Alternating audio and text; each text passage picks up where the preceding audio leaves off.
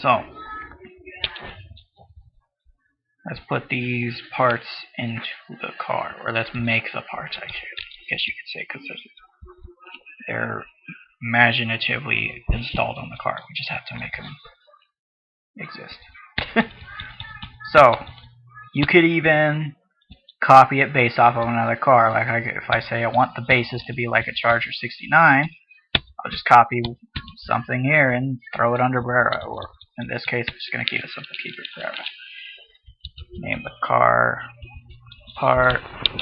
Brake lock. What does this do? So, brake lock. So,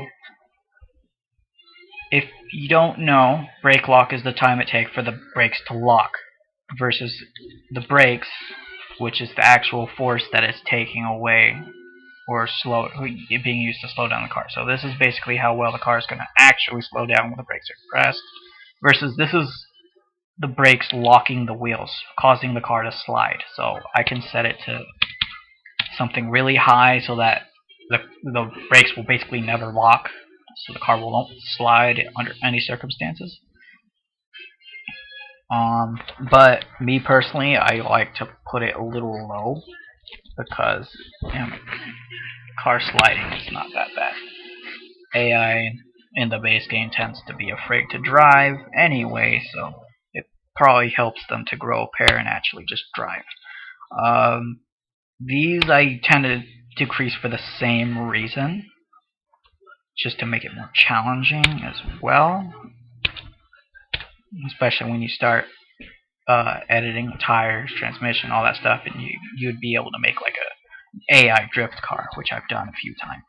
Not perfect, but I mean it's interesting to mess with and things like that. Another tip is that if you have front brakes that hit harder than the rear brakes, it causes the front end to be it causes the back end to swing out better in a way. That way, just like that. Just like tuning a actual car in a way. So the chassis, so you have all this info. A lot of it, even I'm not 100% sure on how well it affects the car in game versus realistically. So I usually just keep it simple and really only edit a few of the stiffness, squat speed, and things like that, roll center. But in this case, I'm probably not going to, except for front weight bias, just for the sake of time, because this can take a really long time to do, depending on what kind of build you're doing. So, engine. I'm not sure if I really need to explain the engine.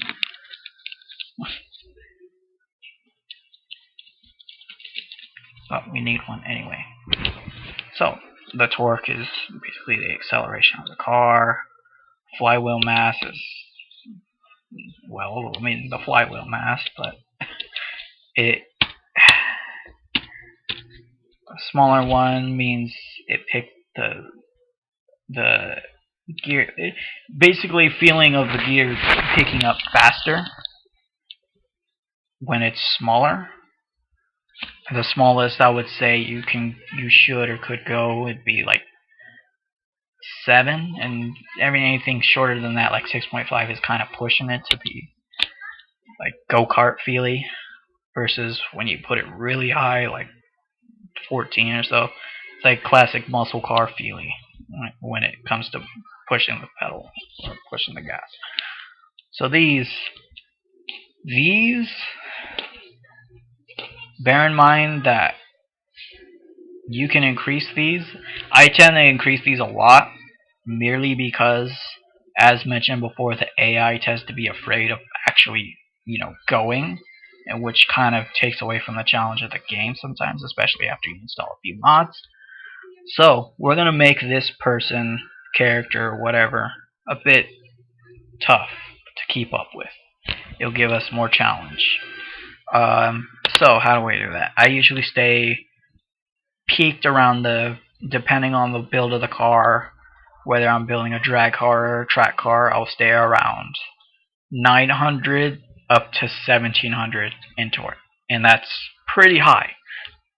And reason being is, once again, AI, they'll literally ride their brakes on straightaways and overdo it on the safety of driving, basically. When it's a video game, so we don't really care about safety right now.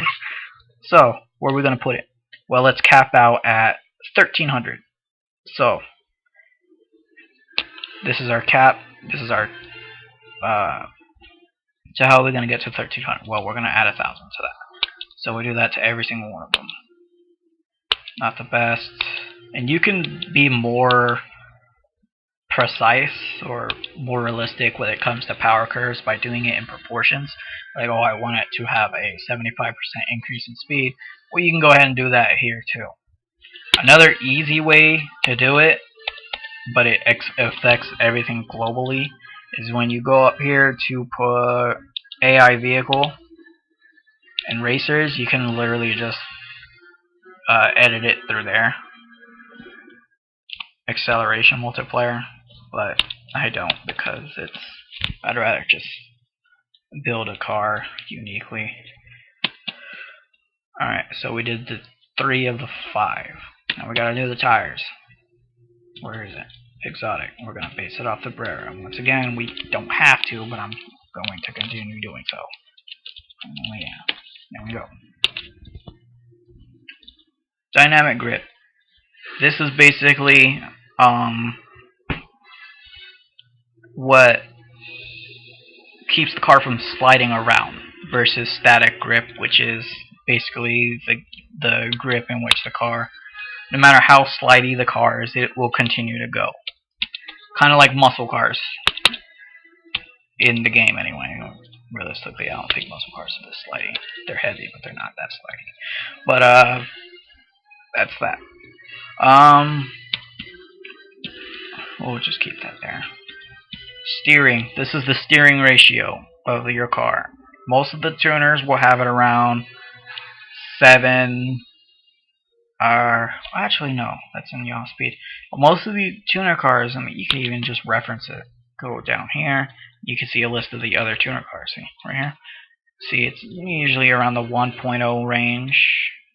1.22, that's actually pretty high. So, let's say if we want to give this car a really high steering ratio, so let's say 1.15, whatever. Yaw speed. So how quickly does it get to that steering ratio? You want it to take a little while for the car's wheel to spin, steering wheel I'm referring to, or you want it to be responsive and quick. Let's make it a little more responsive by adding plus 0.10. So that's the tires. The transmission. Once again, copying the Brera. Just like that. Torque split. This is the one of the only 2 things I really mess with, for the sake of time, is final gear, which is your top speed range and all whatnot. I usually just do something as simple as to decrease it by 1.0 or so. The lower it is, the higher top speed it's gonna hit. That's solely depending. Granted that you don't affect the gear ratios themselves, because when you start messing with the gear ratio, that can change. Torque split. So one is a front wheel drive car. So the only how do I describe it? The only wheels that's spinning if you're trying to do a burnout are going to be the front. 0 is going to be your fully rear wheel drive car. Apparently, I didn't even know, but the Brera was a all-wheel drive car. We're gonna make it. The cool thing about this is those aren't the only 3 selections you have. You can make it 0.4. So you're gonna have a 60% a 60% rear wheel drive car, while 40% of the power of the vehicle is going to go to the front wheels, which